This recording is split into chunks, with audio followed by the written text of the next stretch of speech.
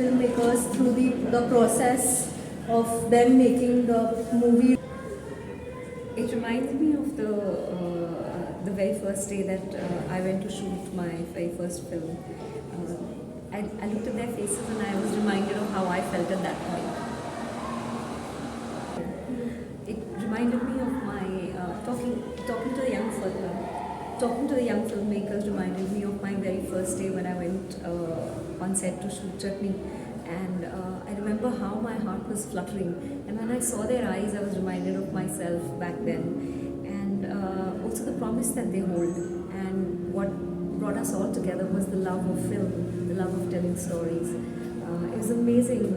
There was as much for me to learn as perhaps more than what they might have got from me. Oh my God, have courage, because it takes a lot of guts to go out there and make the film that you want. There are challenges of every kind, but do not give up, because there is an audience for your film, and someone will come and help you make your film, like someone helped me make my first one. Thank you. Do you inspire to make a short film in future for yourself? Am I inspired to make another short film Yeah. in the future? I think I'm inspired to make a feature film now. Feature film. More than just a short film now. Yeah. Any ideas been worked out?